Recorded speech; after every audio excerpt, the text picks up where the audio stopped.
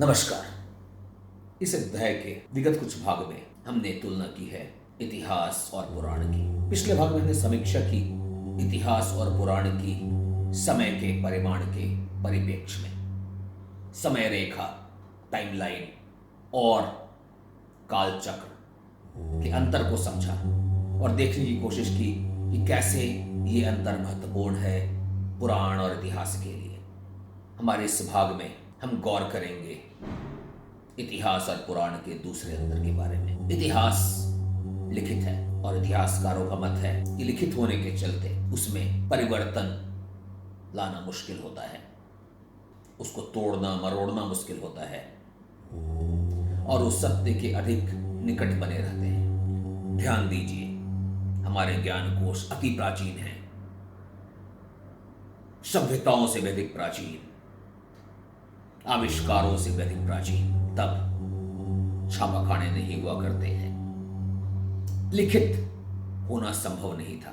हमारे पास दो रास्ते थे, छापाखानों का आविष्कार और उनके आविष्कार होने का इंतजार, या जैसा कृष्ण कहते हैं परंपरागत तरीके से एक पीढ़ी से दूसरी पीढ़ी को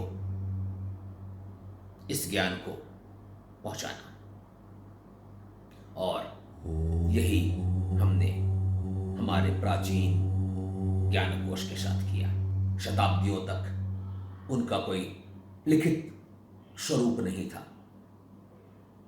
गुरु परंपरा द्वारा और परिवार की परंपरा द्वारा कथा के रूप में इस ज्ञान को पीढ़ी दर पीढ़ी बढ़ाया जाता रहा, पर इससे उनके मूलभूत स्वरूप में कथा के छोटे मोटे घटनाओं में परिवर्तन आते रहे।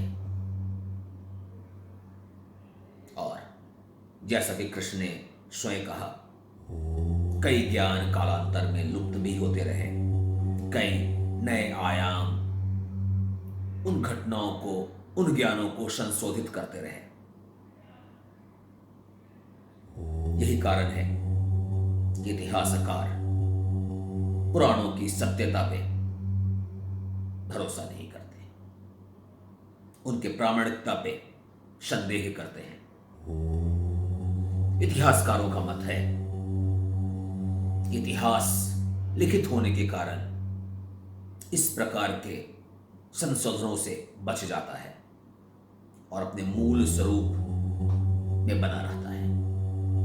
उनकी प्रामाणिकता पे संदेह करने के कम कारण होते हैं।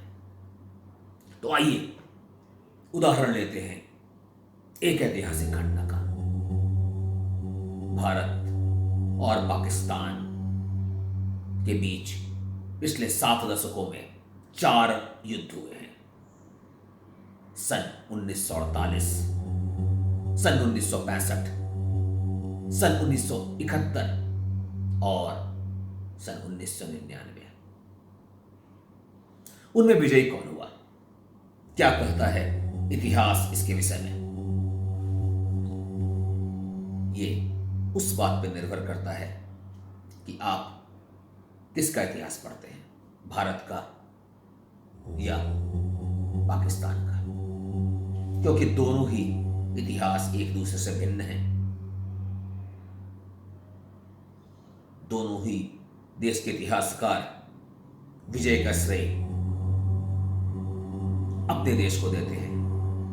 दोनों ही देश के इतिहासकार उन युद्ध का जिम्मेवार दूसरे देशों को देते हैं और दोनों ही देश के इतिहासकार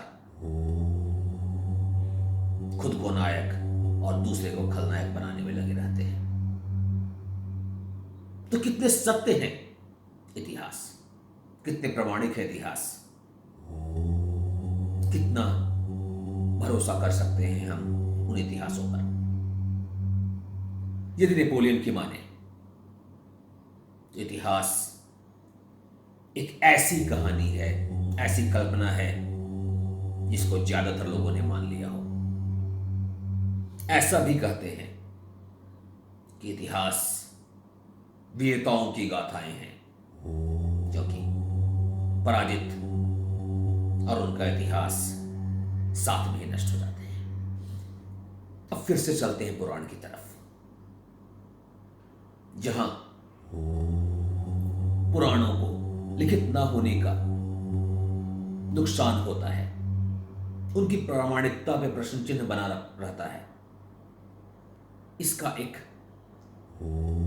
लाभ भी है जो पुराण को एक मायने में फिर से महत्वपूर्ण बना देता है। पुराण सामयिक बना रहता है, संदर्भ में बना रहता है, क्योंकि समय समय पर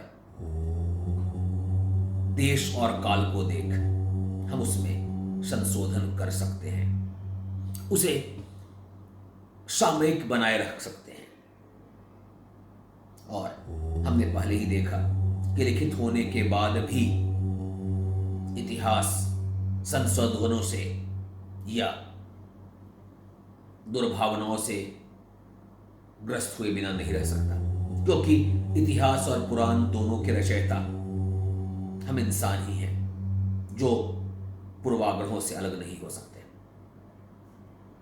पुराणों में कम से कम इस बात के लिए स्थान है कि समय पड़ने पर हम देश और काल के हिसाब से उनमें नई परिभाषाओं को संशोधित कर सकते हैं और पुराण को कालातीत बनाए रख सकते हैं। इस अध्याय में इतना ही। हम अपने आने वाले अध्याय में पुराण और इतिहास के कई प्रसंगों को उठाएंगे और समझने की कोशिश करेंगे उसमें निहित सत्य को, उनकी प्रामाणिकता को और उनके दुर्लभ ज्ञान को। इस श्रृंखला में बने रहने के लिए आपका आभार। जय हिंद।